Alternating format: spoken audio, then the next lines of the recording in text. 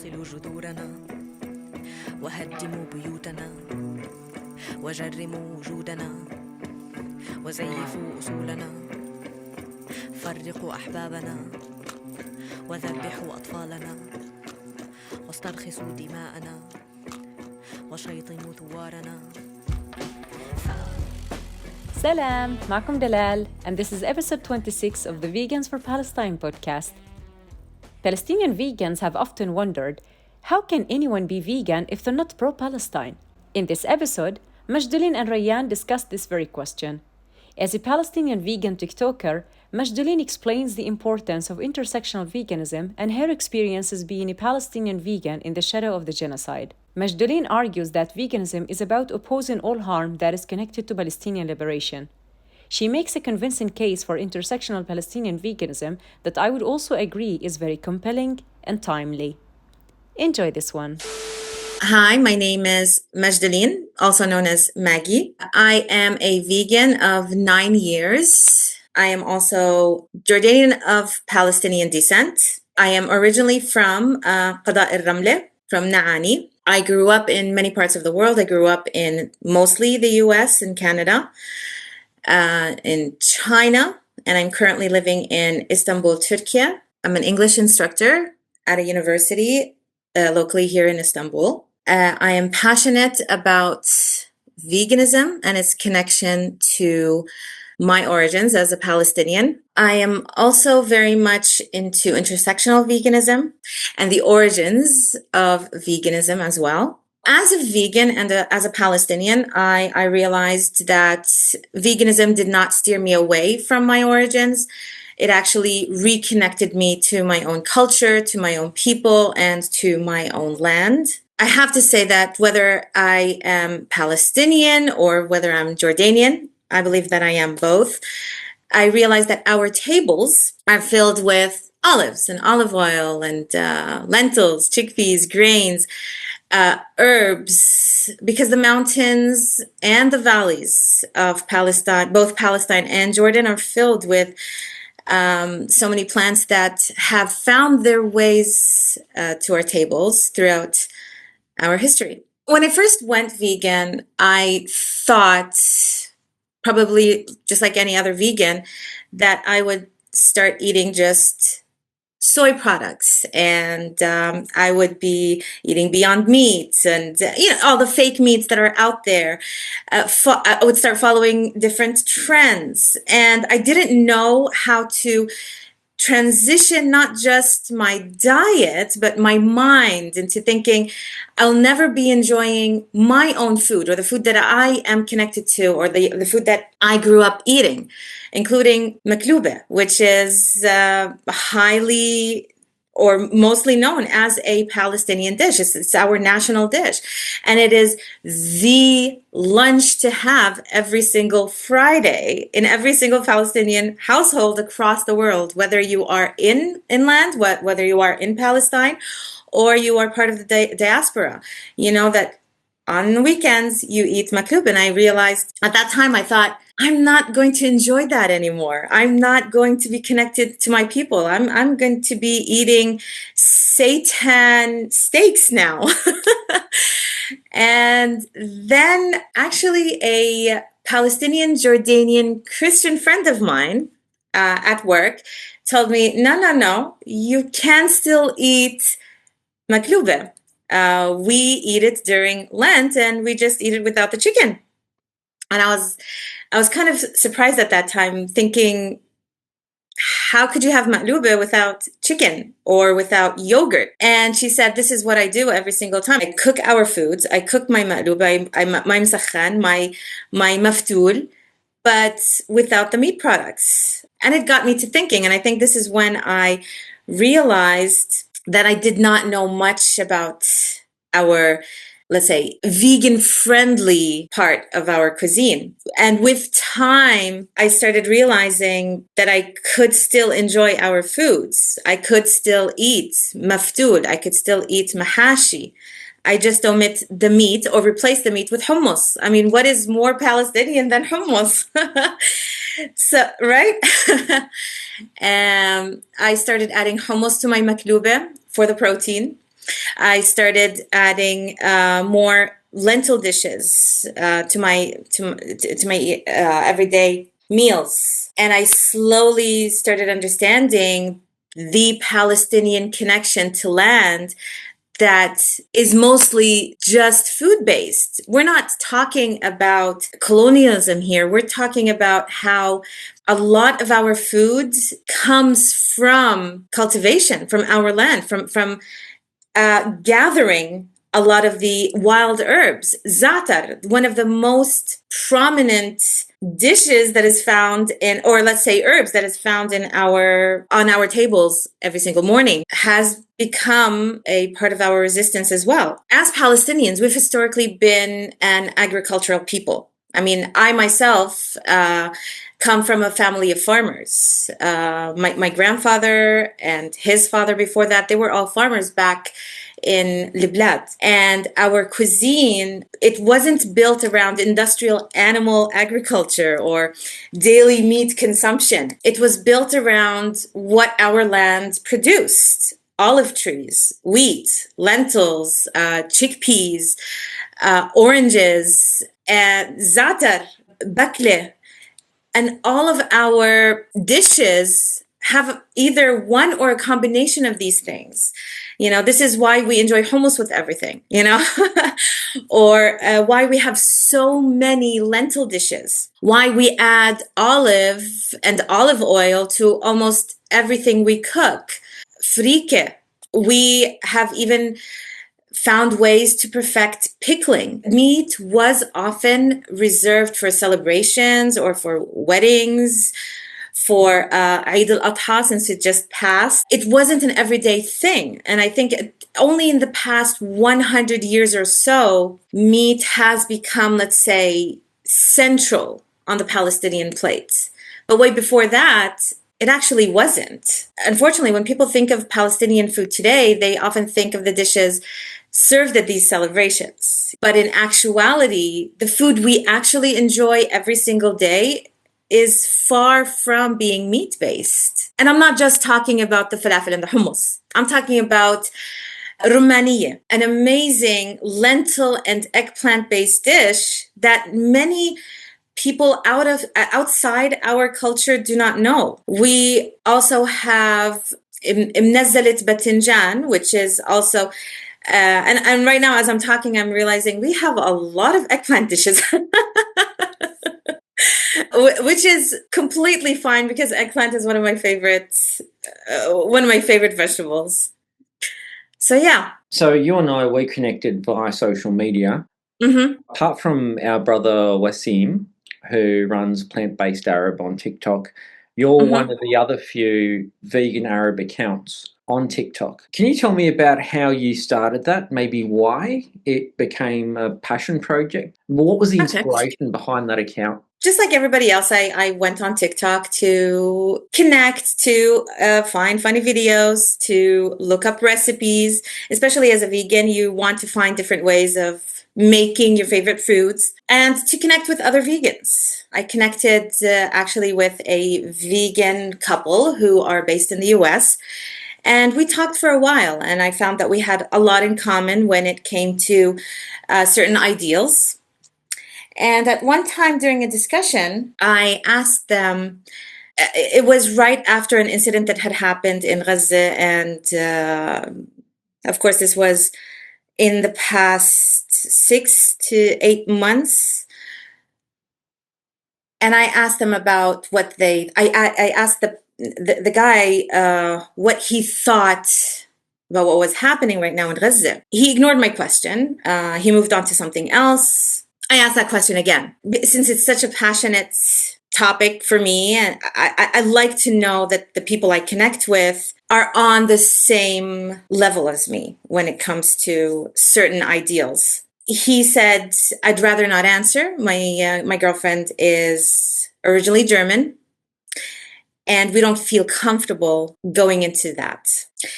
And it hit me really hard thinking, wait a minute, you're a vegan who's advocating for veganism, for saving the animals.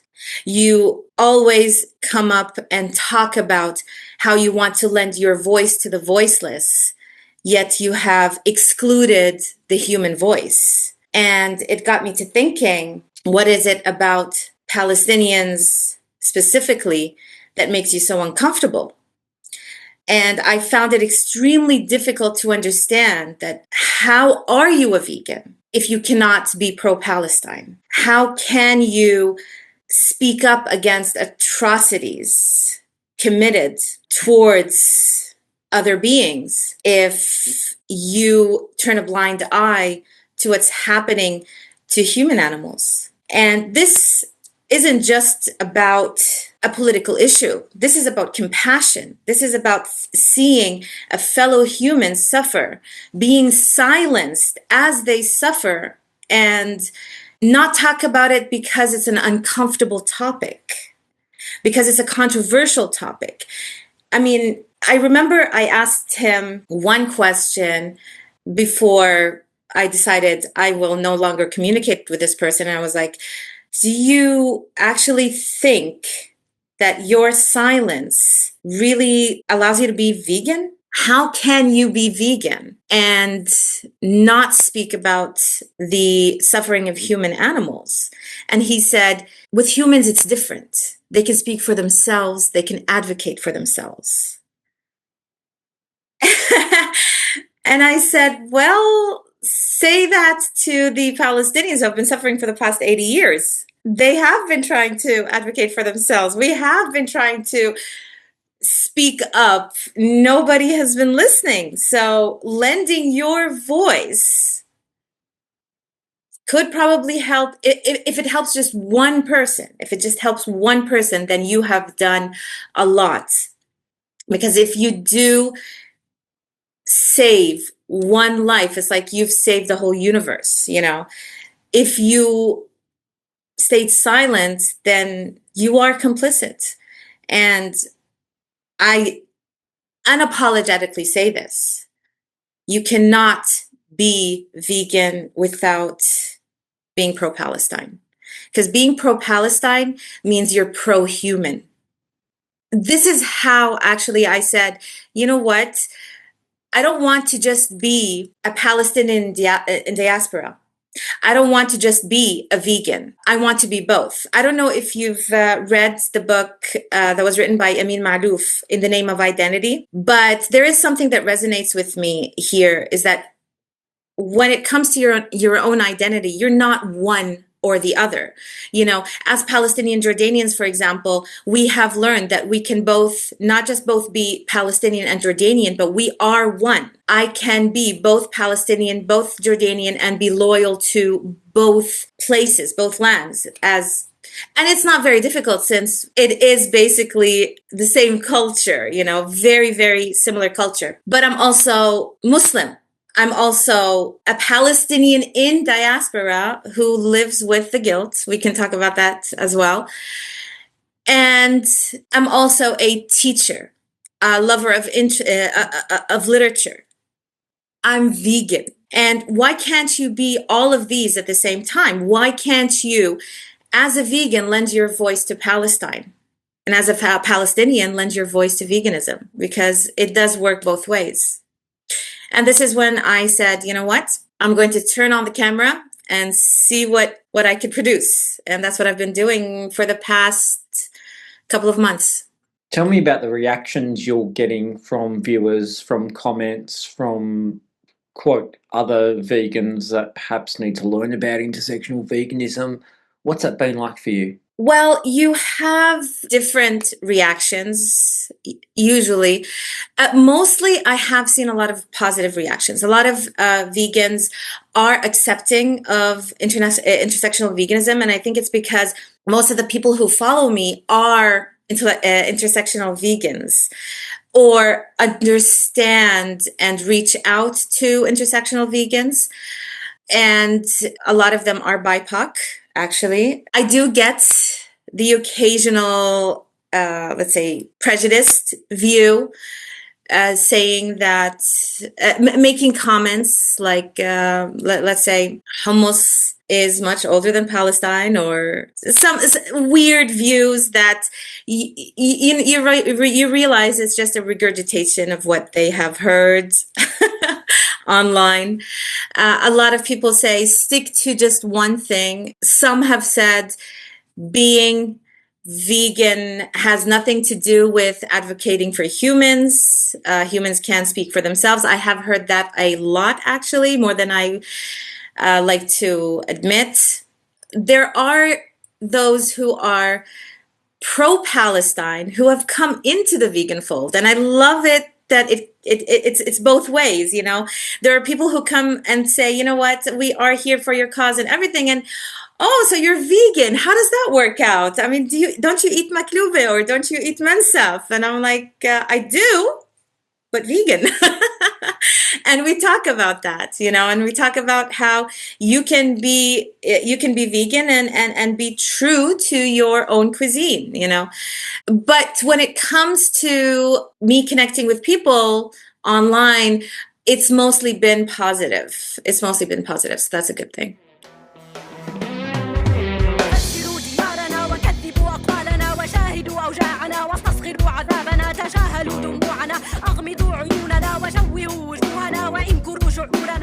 دمروا أحلامنا وصنموا أسامنا وأظلموا سماءنا اقتلوا سنامنا سنبقى في مقامنا ويبقى فينا حبنا فمن تكون دوننا ولن تكون دوننا ولن تكون دوننا.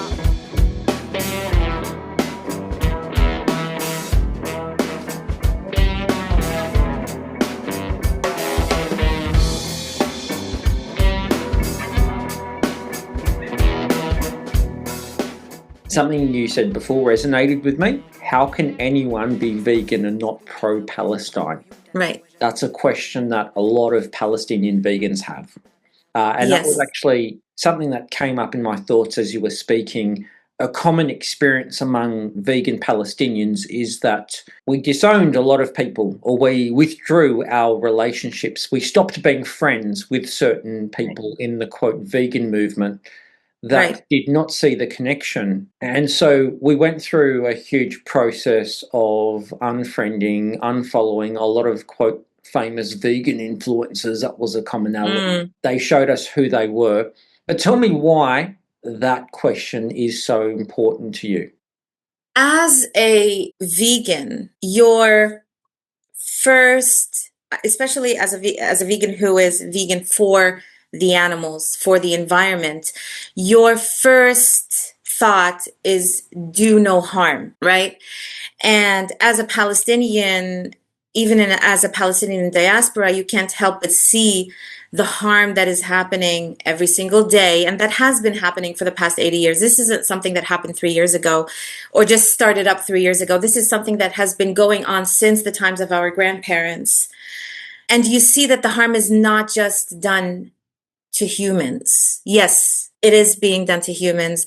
We are seeing whole families that are being wiped out, and it's become, unfortunately, the norm. But we're also talking about the uprooting of olive trees. We're talking about the illegalization of the gathering culture, where as Palestinians, since the times of our ancestors, we've been taught to gather different herbs from the mountains. This is how we know our za'atar, how we know our bakle, how we know a lot of our wild herbs, and how we have transferred them onto our table.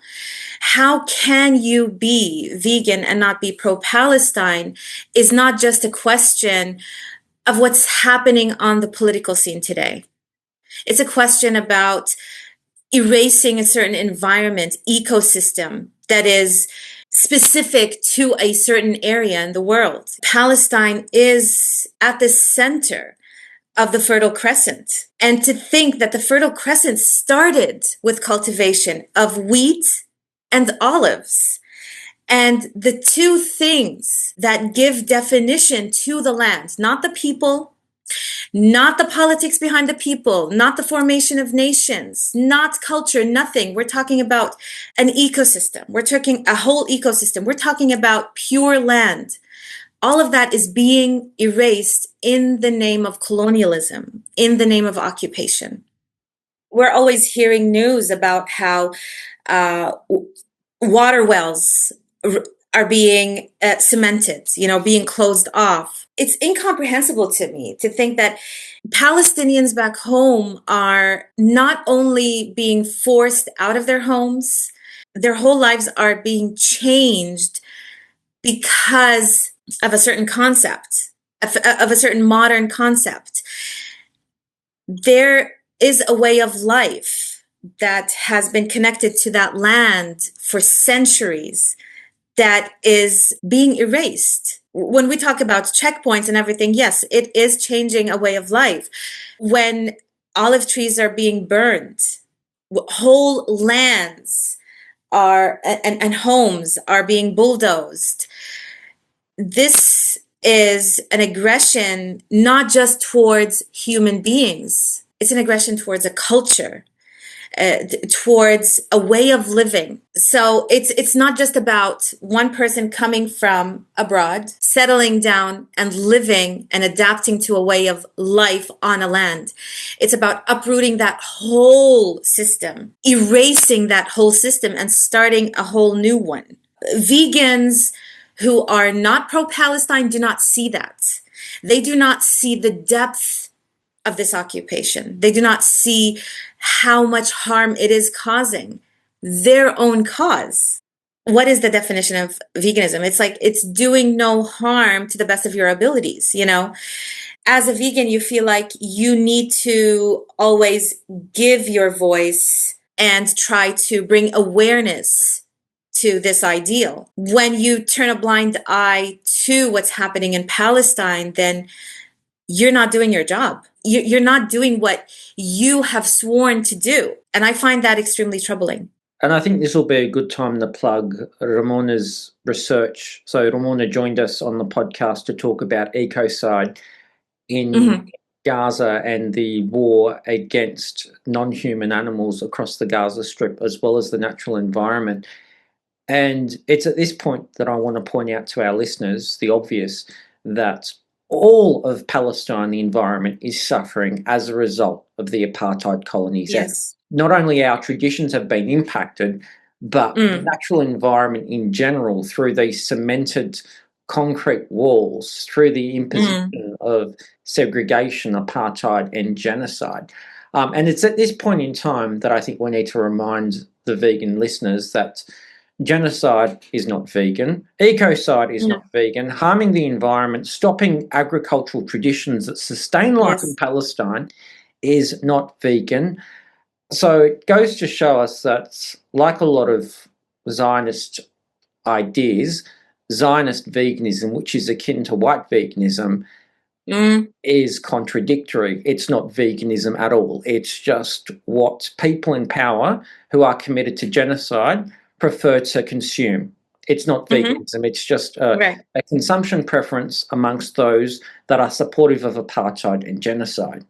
Right. This leads us to the whole idea of how Zionist vegans, and I'm using air quotes here, are okay with the idea of vegan washing the occupation. For me, I usually find so much irony in that, where you hear on the news how the occupation is the highest, or let's say the most vegan-friendly place on earth. And it makes you think, vegan-friendly to whom? And who are the vegans who are thinking this? There's nothing vegan-friendly about state-of-the-art missiles and weaponry. There's nothing vegan about that. There's nothing vegan about adding vegan meals to a military menu. There's nothing vegan about the harming of animals on the other side of the fence. You see how a certain narrative is being pushed over and over and over again. It's an agenda that's being pushed, and we all understand that it is an agenda that's being pushed, an image that needs to be said, like, we are the people of peace. And this is very much mainstream veganism that gives into this narrative and repeats it over and over again. And it's the complete opposite of what the message or what they are trying to tell you. And that is why there's a commonality among vegan Arabs, specifically Palestinian vegans. I think that a lot of us avoid Western spaces because of how white veganism, mainstream veganism, and Zionist veganism, we just see it as, well, it's just a label. It's not actual veganism. Yes. What's vegan about someone wearing vegan army boots, consuming lentils whilst murdering women and children, participating in prison systems that involve the abuse of men, women, and children? Through dogs. Like, that alone is no. How can anyone hear that? And how can anyone just go about their day and just forget about it? Like, that just haunts me. And then go enjoy their Satan. I don't get that. You're right. I mean, when I first went vegan, actually, I went into these circles. When you go into the vegan community, you go through a lot of discussions, you start learning a lot of things. It's not just about learning a new way of living. It's about learning different perceptions of reality. And you start taking in a lot of different ideas and understanding where people come from when they are so passionate about certain ideals. Why does that stop when we are talking about Palestine? And I saw that over and over and over again. And I'll be honest, I was disillusioned at some point, and I retreated. And for the longest time, and I could say for a few years actually, I became the quote unquote lonely vegan, or the loner, and it's only recently, the past year or so, when I realized I want to reconnect, and I wanted to reconnect with vegans who thought like me.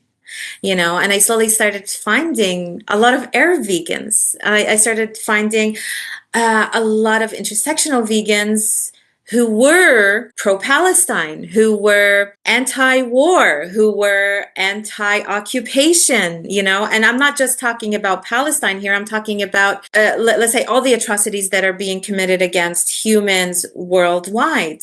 And I realized maybe it's time to reclaim the narrative. It's time for us to show the world that there is more to just one stream of veganism. And just like any other ideal a person lives by, you adapt that ideal into your own culture rather than you adopt a new culture.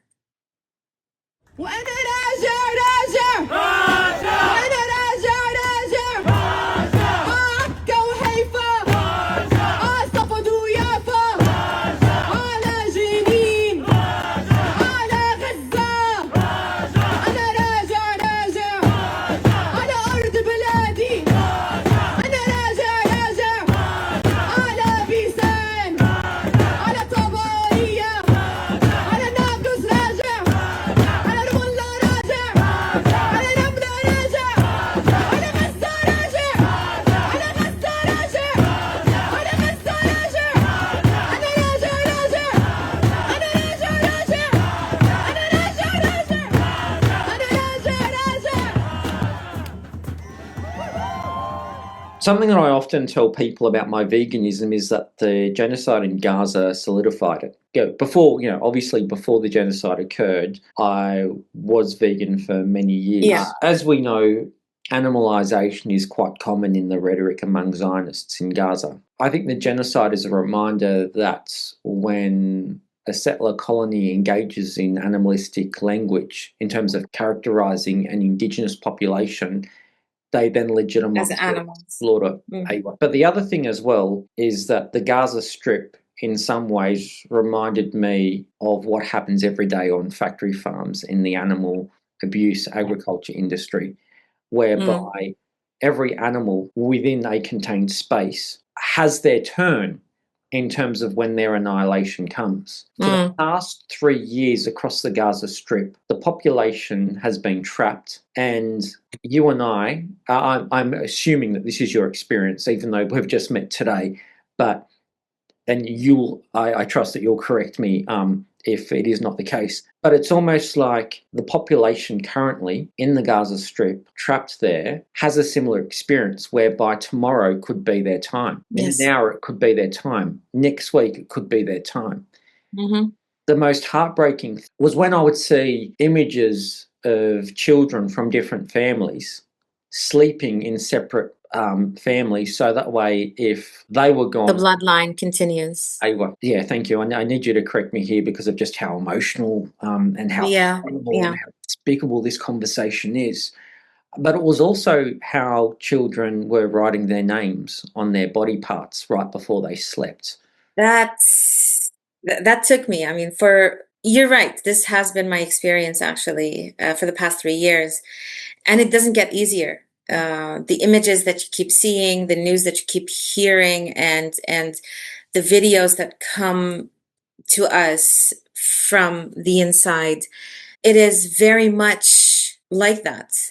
And it's very hard as a vegan not to make that connection.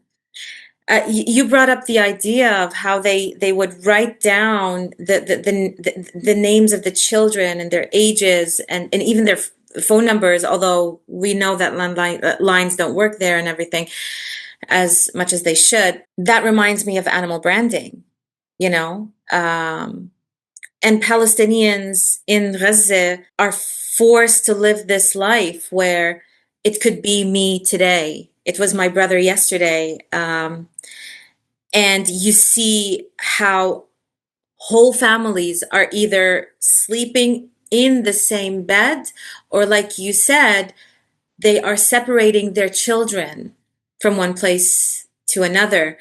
I did hear this one story that broke me, literally broke me, because the two brothers with families who switched their children just so that if one home collapsed, at least they would have one of their children safe with the other family.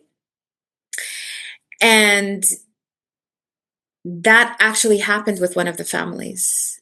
And it took me a really long time to not cry every time I hear that story or every time I repeat that story. Imagine, I just put myself in that position. Imagine having to take my brother's child into my home, sleep next to that child just to save my brother's bloodline, and then waking up the next day realizing that my brother's home is gone. The whole family is gone. And the only thing that connects me to my brother is that child. I'm remembering that right now, and I'm sorry. Thinking that people in Gaza have been living in an open air prison for the past 20 years, and it's gotten progressively worse throughout those years, and most especially in the last 3 years. As a vegan, you cannot help but see the similarities, especially when you hear Zionists using the term animals to characterize these people. And it's, I think I lack the words. For once, I actually lack the words to describe the feeling. It is inexplicable. You're absolutely right. It didn't just solidify my view on being vegan, or it didn't just strengthen my conviction. It also made me see things very differently. It made me realize that as humans, not as Palestinians, as humans, we have to speak against any atrocity happening to all humans across the globe. And I started educating myself about what's happening in different parts of the world as well. And I'm realizing that we have a strong voice as Palestinians, as Arabs, as vegans, and we need to use that voice. Even if 5 people heard this voice, even if 5 people followed or understood us, those 5 people are going to go out into the world and do the same. And the people these 5 people touch are going to do the same. And it's a domino effect. And this is what you want. So seeing how, like, for example, I want to go back to the idea of silence, seeing some vegans who decide to not speak about Palestine because it's such a controversial issue in their community, or decides that it's much more important for them to get more views as, let's say, influencers, or for them to be liked, or for them to be viewed as the peaceful, loving person, shakes you in a way, thinking that's not veganism. That's not you following a certain ideal. You don't just say, I'm going to speak on behalf of the cows, but I'm not going to speak on behalf of the sheep. I'm not going to eat cows, but you know what? I will drink their milk. You can't choose one thing and then decide, okay, you're vegan. No, it's not like that. It's not about you picking from a menu of things. It's an ideal that you live by. It's kind of like an oath, that you decide not to do any harm. Well, your silence is harm. You deciding not to educate yourself on a certain issue is doing harm. It's not just about complicity, but you are actually harming a cause by being silent. And that cause is actually your own cause, But at the same time, when it comes to looking at Palestine, if you have a vegan Palestinian lens, you can't help but notice the role of animalization. Because it's actually said to you over and over again. It's everywhere around you. You can't help but connect the dots. Yeah. But I also hope that non-Palestinian vegans will also hear our stories and realize that veganism can be intersectional. And when it's intersectional, it is holistic. It is more culturally appropriate for us as Palestinians. Right. It is a beautiful thing. Like, I would not want to be part of a vegan international community that was ableist, that was sexist, that discriminated against people with disabilities. I'm allowed to say that within vegan circles, but I'm not allowed to talk about Palestine. Then the problem is the vegan circles. And I think it was, I forgot, I'm not going to mention his name. I think I've mentioned him in an episode before, but there was a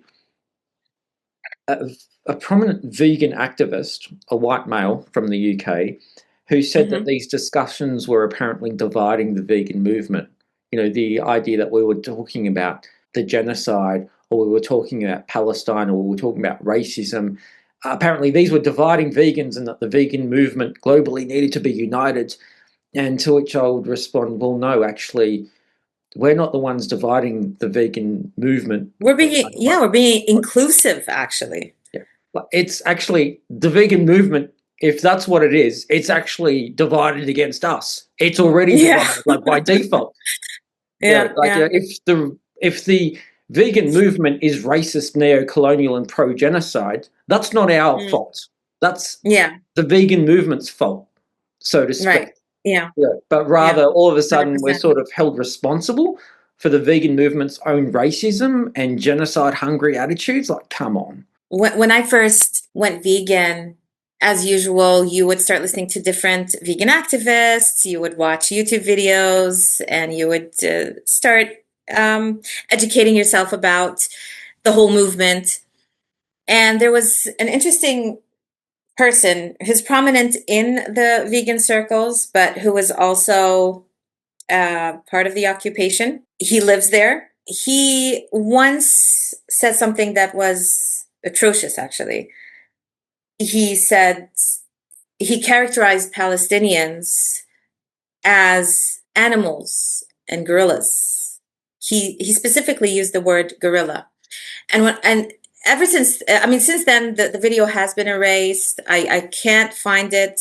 I wanted to actually talk about it in one of my videos and point out the irony of it. You're comparing Palestinians to animals, yet you find animals are more worthy of saving than Palestinians, And ever since then, every time a vegan, especially a mainstream vegan, would come and bring up this activist, I would say, and I would talk about that video specifically.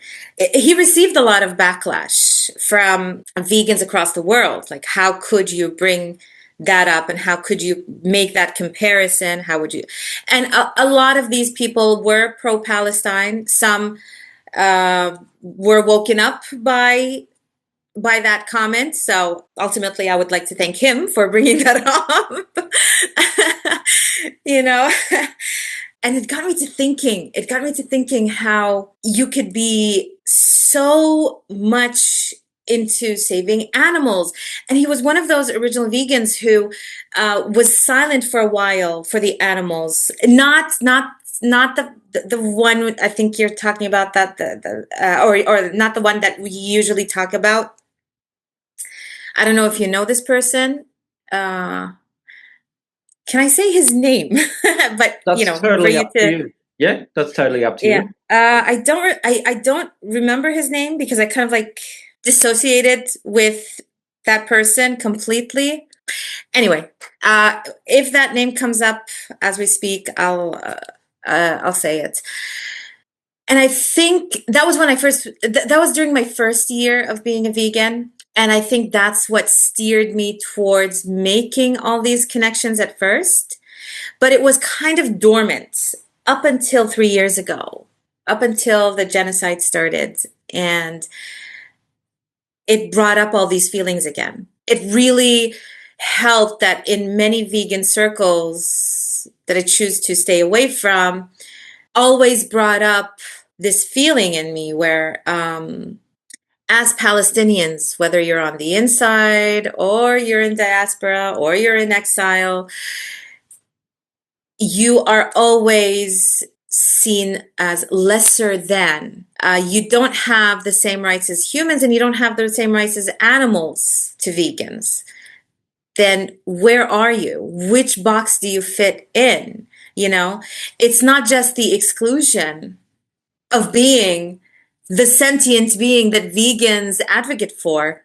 It's also about, to them, you are nothing. To them, you aren't even worth any kind of consideration.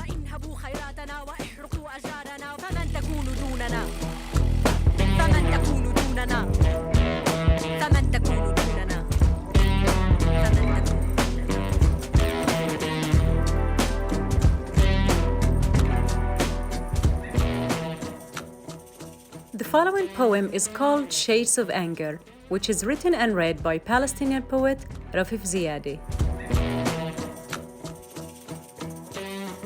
I wrote this poem when we were doing a direct action at my university, and there were Palestinian citizens and Israeli soldiers, and and I'm very petty about these things, so I said I will only be a Palestinian. I refuse to be a settler or a soldier. So I was lying on the ground, and this guy came and kicked me in the guts and said, "You deserve to be raped before you have your terrorist children." At the time I said nothing, but then I wrote this poem for this young gentleman. اسمحوا لي أن أتكلم بلساني العربي قبل أن يحتلوا لغتي أيضاً. Allow me to speak my Arab tongue before they occupy my language as well.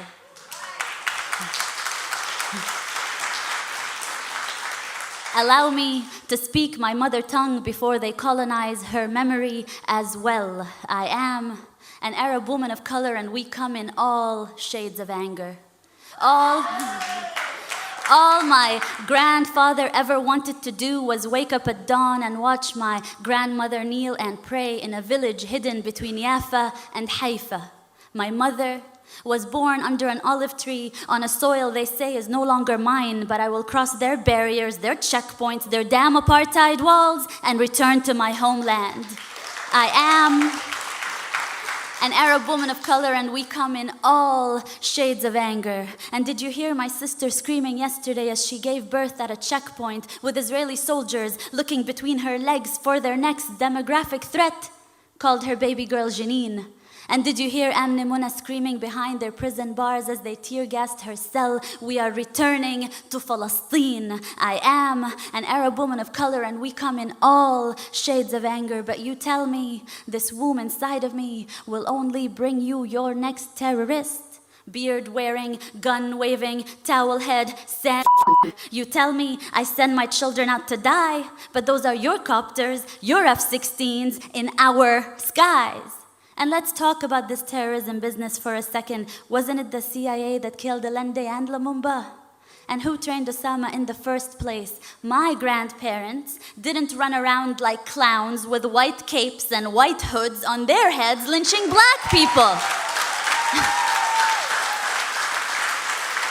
I am an Arab woman of color, and we come in all shades of anger. So who's that brown woman screaming in a demonstration? Sorry, should I not scream? I forgot to be your every Orientalist dream. Genie in a bottle, belly dancer, harem girl, soft-spoken Arab woman. Yes, master. No, master. Thank you for the peanut butter sandwiches raining down on us from your F-16s, master. Yes, my liberators are here to kill my children and call them collateral damage.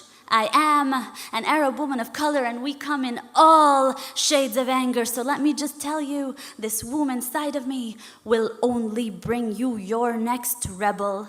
She'll have a rock in one hand and a Palestinian flag in the other. I am an Arab woman of color. Beware, beware my anger.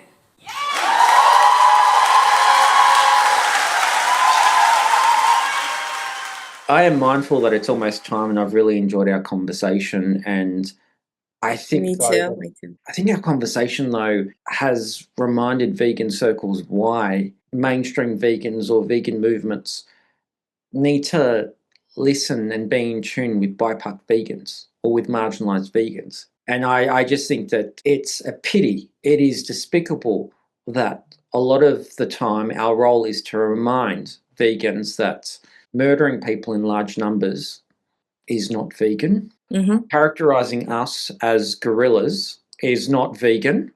I don't want to say that we make mainstream vegans uncomfortable or non-intersectional vegans uncomfortable, because I'm sick of the way that that word discomfort has been mobilised and weaponised by Zionists. You know, they see a Palestine protest, they feel uncomfortable. They see someone who is supportive of Palestinian liberation, they feel uncomfortable. And then within Western spaces, you have these Zionist Karens and Kens who then use that as an excuse to then press Palestinians and our allies in the diaspora. But maybe this is a note to end on, and I'd like your thoughts on this before we go. Do we remind mainstream vegans of their hypocrisy, that their veganism is in fact not veganism? It's just a performance. It's just a label. Is that why they do not like us and they characterize us as guerrillas and so forth, or as, quote, dividing the vegan movement? Like, I wonder if that's the case. I sometimes think that it's much simpler than that in their minds. For them, yes, we do remind them that their job is incomplete. You know, we remind them that when we say you cannot be vegan without being pro-Palestine, we're actually telling them that you're not there yet. You're not done. It's the same way a lot of these vegans keep reminding vegetarians, take that one more step and stop consuming dairy. Well, we should tell them, take that one more step towards veganism and start being pro-Palestine. Majdoleen, thank you so much for joining me. You're coming back, right? You're coming back for a part two? Most definitely. Whenever you need me to come back, I am there. I loved our discussion, and I think we have a lot to talk about. Listeners, stay tuned. Thanks so much. Shukran. Thank you. Bye-bye. استأصلوا جذورنا وهدموا بيوتنا وجرموا وجودنا وزيفوا أصولنا فرقوا أحبابنا وذبحوا أطفالنا واسترخصوا دماءنا وشيطنوا ثوارنا اسرقوا علومنا وجهلوا شعوبنا وعذبوا نفوسنا واستنكروا حقوقنا استعمروا بلادنا وعينوا حكامنا وانهبوا خيراتنا واحرقوا أشجارنا فمن تكون دوننا فمن تكون دوننا فمن تكون دوننا فمن تكون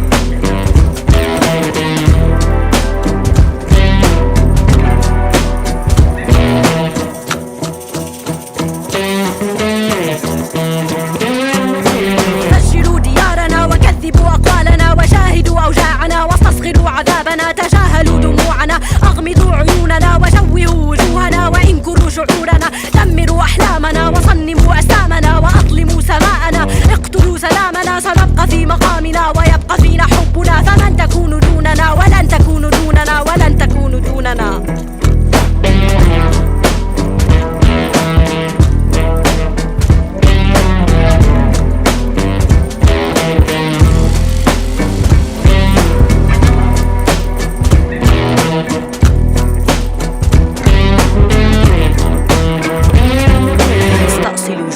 وهدموا بيوتنا وجرموا وجودنا وزيفوا أصولنا فرقوا أحبابنا وذبحوا أطفالنا واسترخصوا دماءنا وشيطنوا ثوارنا اسرقوا علومنا وجهلوا شعوبنا وعذبوا نفوسنا واستنكروا حقوقنا استعمروا بلادنا وعينوا حكامنا وانهبوا خيراتنا واحرقوا أشجارنا فجروا ديارنا وكذبوا أقوالنا وجاهدوا أوجاعنا واستصغروا عذابنا تجاهلوا دموعنا أغمضوا عيوننا وشوهوا وجوهنا وانكروا شعورنا دمروا أحلامنا وصنموا أجسامنا وأظلموا سماءنا اقتلوا سلامنا سنبقى في مقامنا ويبقى فينا حبنا فمن تكون دوننا ولن تكون دوننا ولن تكون دوننا